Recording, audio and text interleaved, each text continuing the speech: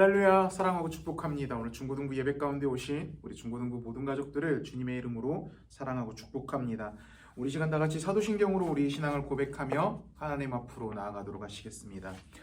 전능하사 천지를 만드신 하나님 아버지를 내가 믿사오며 그 외아들 우리 주 예수 그리스도를 믿사오니 이는 성령으로 잉태하사 동정녀 마리아에게 나시고 본디오 빌라도에게 고난을 받으사 십자가에 못 박혀 죽으시고 장사한 지 사흘 만에 죽은 자 가운데서 다시 살아나시며 하늘에 오르사 전능하신 하나님 우편에 앉아 계시다가 저리로서 산자와 죽은 자를 심판하러 오시리라. 성령을 믿사오며 거룩한 공예와 성도가 서로 교통하는 것과 죄를 사하여 주시는 것과 몸이 다시 사는 것과 영원히 사는 것을 믿사옵나이다.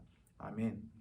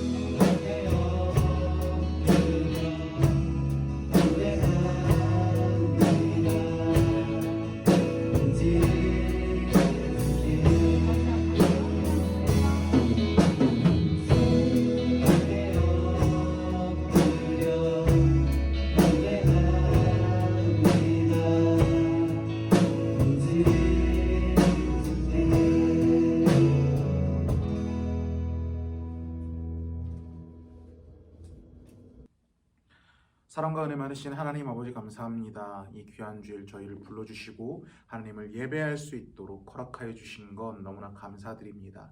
이 시간 존귀하신 주님을 찬양합니다. 예배합니다. 우리의 모든 주제권들 내려놓고 그 하나님 앞에 엎드리며 그 말씀을 들음으로 나아갑니다. 이 말씀의 씨앗이 우리 마음 가운데 심겨졌을 때 온전히 열매 맺는 귀한 자리가 될 수 있도록 주님께서 인도하여 주시옵소서. 함께하여 주실 것을 믿사오며 우리를 구원하여 주신 예수 그리스도 이름으로 기도드립니다. 아멘. 자, 다 같이 말씀 보도록 하겠습니다. 오늘 다 같이 볼 말씀은요, 창세기 11장 1절부터 4절 말씀입니다. 창세기 11장 1절부터 4절, 구약 성경 13페이지 있습니다. 창세기 11장 1절부터 4절 말씀. 자, 우리 성경책이 없는 친구들은요, 빨리 일시정지를 누르시고 성경책을 가지고 오셔서 같이 펴서 말씀을 찾고 예배드렸으면 좋겠습니다. 창세기 11장 1절부터 4절 말씀. 자, 우리 한 목소리로 한번 읽어보도록 하겠습니다. 시작. 온 땅의 언어가 하나요, 말이 하나였더라. 이에 그들이 동방으로 옮기다가 신할 평지를 만나 거기에 거류하며 서로 말하되 자, 벽돌을 만들어 견고히 굽자하고 이에 벽돌로 돌을 대신하여 역청으로 진흙을 대신하고 또 말하되 자, 성읍과 탑을 건설하여 그 탑 꼭대기를 하늘에 닿게 하여 우리 이름을 내고 온 지면에 흩어짐을 면하자 하였더니. 아멘. 자, 우리 오른손에 성경책을 들어주시고 한 목소리로 선포합시다. 이 성경은 하나님의 말씀입니다. 나는 이 말씀을 믿습니다. 그리고 이 말씀대로 살겠습니다. 아멘. 이 성경을 언제나 하나님의 말씀으로 믿고 이 말씀대로만 살아가는 우리 사랑하는 중고등부 모든 가족들이 되기를 주님의 이름으로 축복합니다. 우리가 지난주에 노아의 방주에 대해서 말씀을 나눴습니다. 노아의 방주가 의미가 뭐였죠? 리셋이라고 이야기를 했죠. 이 땅 가운데 죄가 만연했는데 하나님께서 죄 가득한 세상을 심판하시려고 다시 하나님의 백성으로 이 땅을 가득 채우기 위한 시작점, 그게 바로 우리 노아의 방주, 홍수 사건이라고 그랬죠. 그런데 그 청소의 시작점에 하나님께서 특이한 걸 넣으셨습니다. 방주에 어떤 특이한 것을 넣으라고 이야기를 하셨는데, 우리가 보통 청소를 할 때는 항상 깨끗한 것을 사용합니다. 깨끗한 청소도구를 사용하고요, 더럽고 부정한 것은 웬만해서는 안 넣으려고 하죠. 그런데 방주에 넣은 생물 중에서 부정한 걸 넣었다라고 말씀을 나누었습니다. 부정한 짐승. 그 이유가 뭡니까? 또 결국 보면은 그 방주를 만들었던 노아도 죄인일 수밖에 없는 부정한 것에 속하게 되는데, 나중에 홍수 심판이 끝났을 때 노아가 뭘 했다 했습니까? 정결한 짐승으로 제사를 드렸다 그랬습니다. 그게 뭘 의미한다라겠죠? 부정한 것들의 구원을 위해서 정결한 짐승이 죽임을 당해야만 하는, 부정한 우리 인간의 죄를 위해서 죄 없으신 정결하신 예수 그리스도께서 단 한 번의 완전한 제사의 제물로 돌아가 주셔야만 우리의 죄가 정결하게 될 것이라는 것을 알려주는 게 바로 그 부정한 짐승이라는 거죠. 그래서 어찌됐든 노아의 방주 사건이 있고 나서 진짜 리셋이 되었습니다. 인류가 리셋이 되었어요. 홍수가 끝나고 땅에 물이 마르고 방주에서 노아의 가족들과 온 생물들이 내려서 그들로부터 새로운 세상이 다시 시작되게 되었습니다. 자, 그런데 우리가 한 가지 잊지 말고 가야 될 게 있다는 거죠. 인간의 본성은요, 변하지 않는다라는 겁니다. 다시 죄를 짓기 시작한다라는 거예요. 우리 11장에서 어떤 일이 일어납니까? 우리 3, 4절 말씀 한번 읽어봅시다. 시작. 서로 말하되 자, 벽돌을 만들어 견고히 굽자 하고 이에 벽돌로 돌을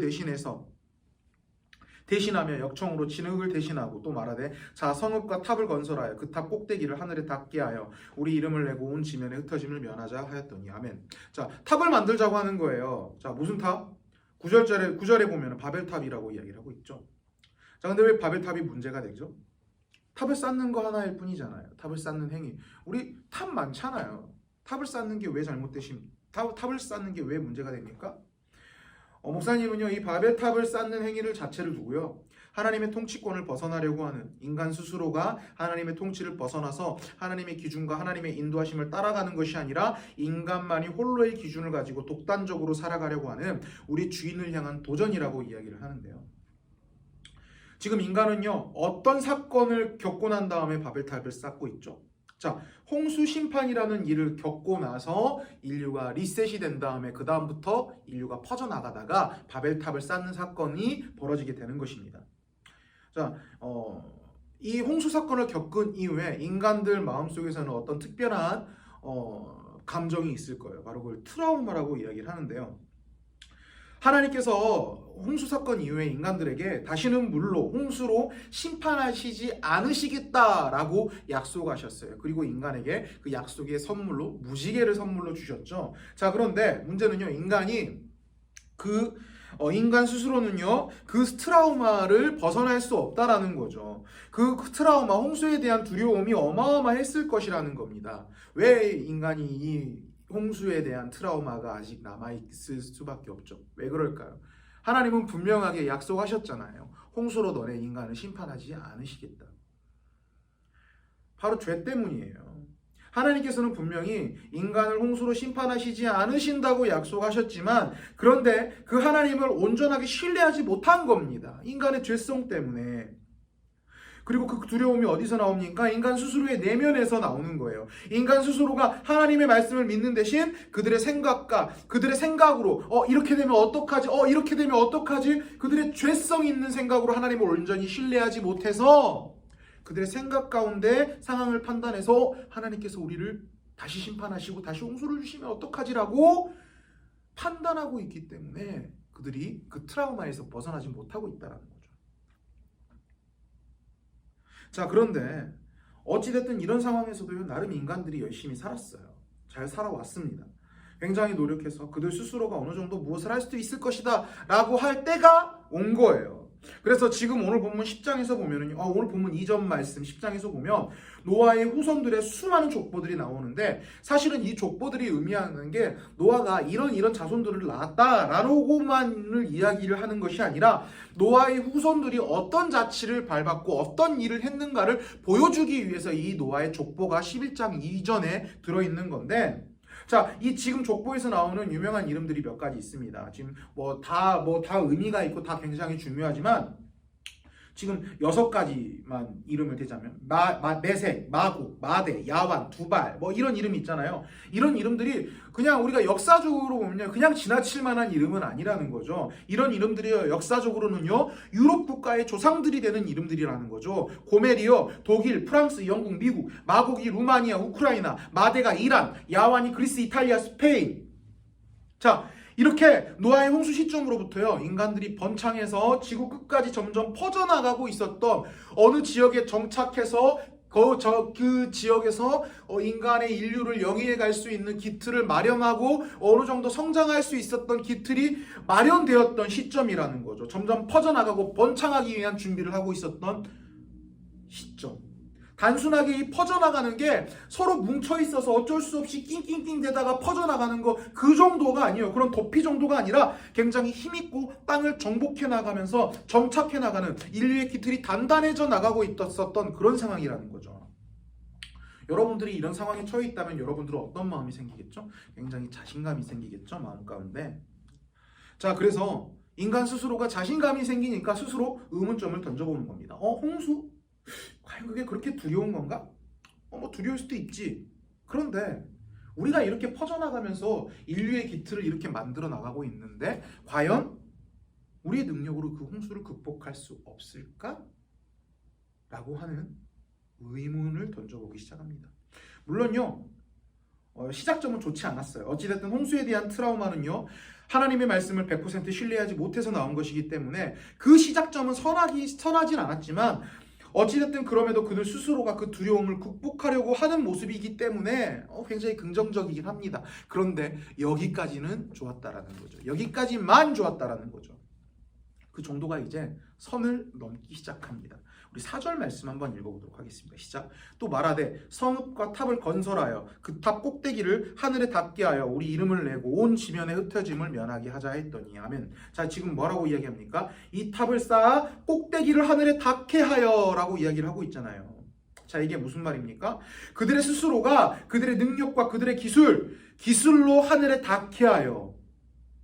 하늘로 닿게 하여라는 의미가 하늘로 쭉쭉쭉쭉 올라가서 그냥 하늘에 꼭대기 닿자 이런 의미가 아니에요. 물리적으로 한번 저기까지 올라가보자라는 의미가 아니라 굉장히 의도적인 표현이라는 거죠. 하나님과 똑같은 위치에 처해보자라는 거예요. 지금 우리가 우리의 기술로 하나님 하늘에 계시다고 하니까 이렇게 탑을 쌓아서 하나님이랑 동등한 위치에 한번 올라가 보자 라고 지금 인간이 하나님에 대한 권위에 도전하고 있는 거라는 거죠. 굉장히 지금 이 표현 자체가 굉장히 노골적이고 굉장히 부정한 표현입니다.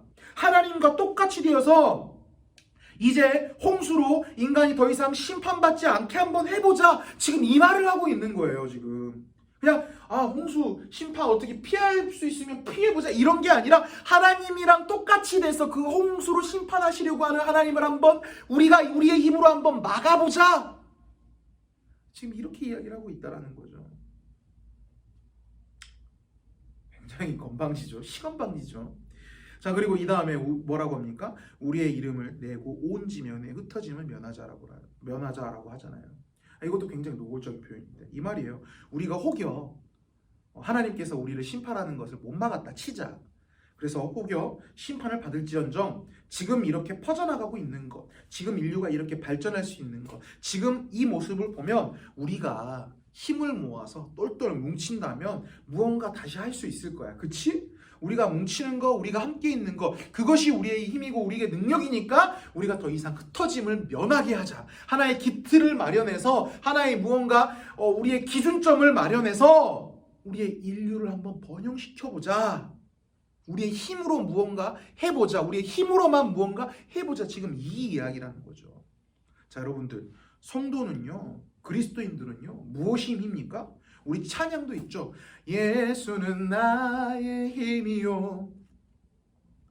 예수님이 나의 힘이 되어야 된다는 거죠. 우리 그리스도인들, 우리 성도들은요, 하나님이 나의 힘이어야 됩니다. 하나님이 나의 능력이어야 되고요. 하나님을 따르는 것, 하나님의 말씀을 붙드는 것, 하나님을 의지하는 것이 우리의 힘과 능력이 되어야 된다는 거죠. 그런데 그들 스스로가 모이고 함께 있는 것이 힘이니까 그것만 있으면 우리가 원하는 것, 우리가 하고 싶은 것 다 하면서 살 수 있으니까 다시 모일 수 있도록 탑을 만들자라고 지금 이야기를 하고 있는 거라는 거죠.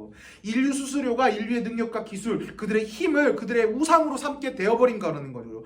하나님의 권위에 대해 정면으로 도전하는 거죠. 우리는 하나님을 벗어날 수 없어. 하나님을 따라야 돼. 하나님을 의지해야 돼. 우리가 혹여 홍수로 다시 흩어졌다 할지언정 하나님 붙들고 하나님이 하나님을 좀 따른다면 하나님께서 우리를 다시 선하시게 인도해 주실 거야 라는 모습이 아니라 우리가 해보자. 우리가 능력 모아서, 우리가 힘 모아서, 우리가 한 군데로 모여서 한번 뭘 해보자.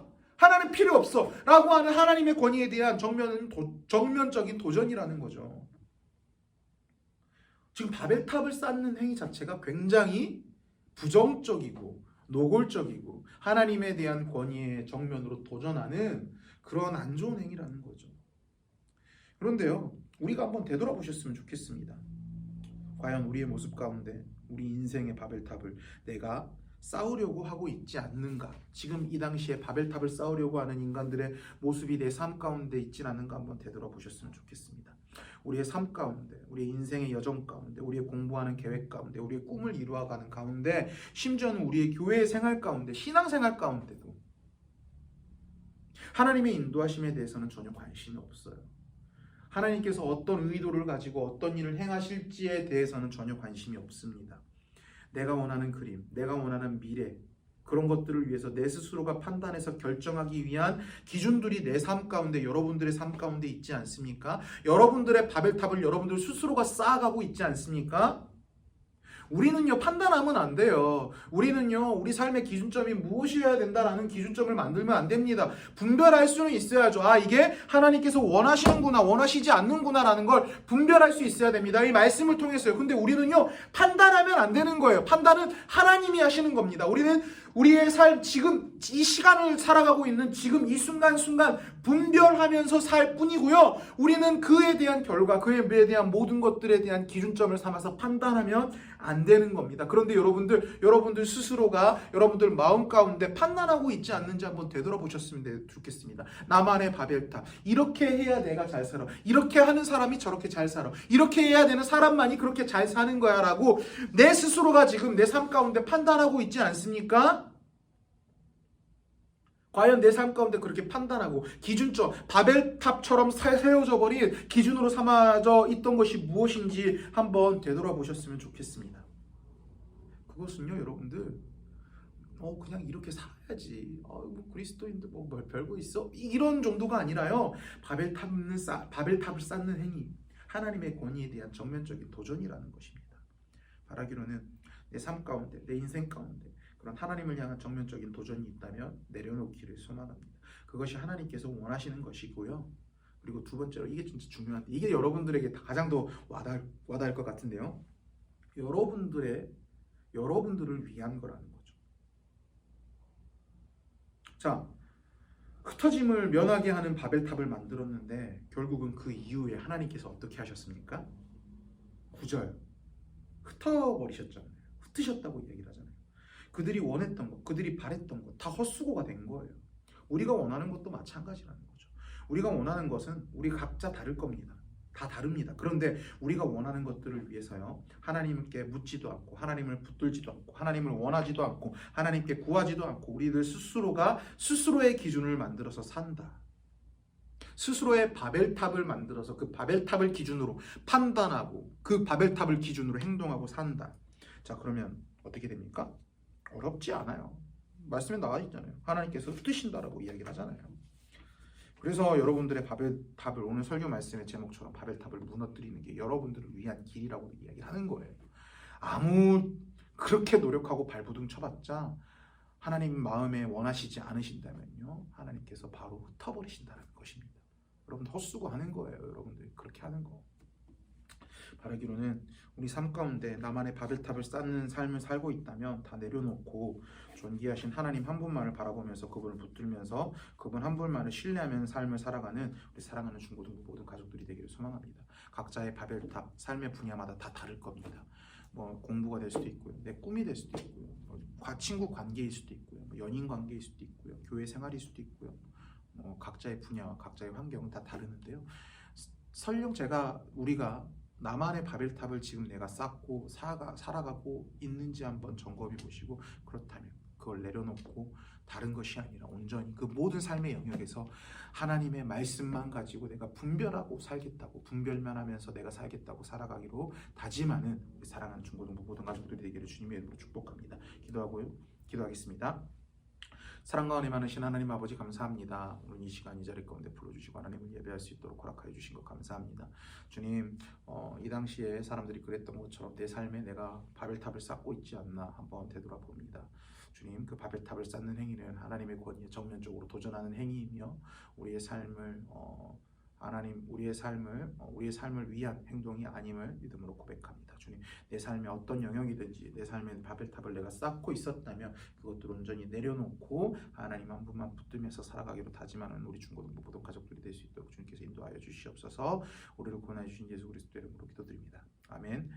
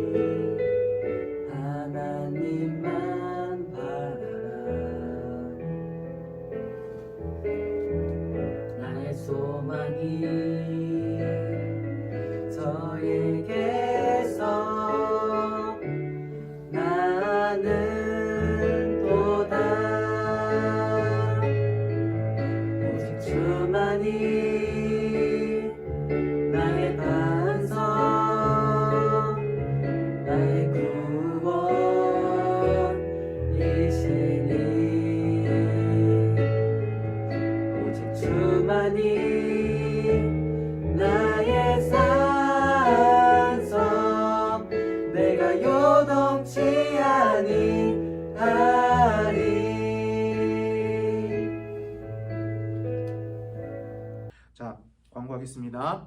오늘 또 특별한 광고는 아니고요. 오늘 또 12시에 줌 모임 있습니다. 우리 온라인 예배 드리는 친구들은요. 와, 예배 끝났다. 룰루랄라 룰루랄라. 놀러 가자. 학원 가자라고 하는 것보다는요. 줌 모임 또 이렇게 진행될 거니까 여러분들 잊지 마시고 우리 줌 또 주소 올라갈 거니까 선생님들 통해서 공지가 될 거니까 줌 모임 들어오셔서 목사님이랑 또 우리 친구들이랑 다 같이 교제 나누고 교제 나누는 시간 가졌으면 좋겠습니다. 자, 축다고 예배 마치도록 하겠습니다. 이제는 우리 구주 예수 그리스도의 은혜와 하나님 아버지의 크신 사랑과 성령 하나님의 교통하심과 인도하심이 내 삶에 내가 세웠던 바벨탑이 있다면 그것들을 내려놓고 그것들을 무너뜨리고 하나님 한 분만 의지하면서 이 삶을 살아가겠다고 다짐하는 여기 앉아서 예배드리는 모든 자들의 머리 위에 지금으로부터 영원토록 함께 있을지어다. 아멘.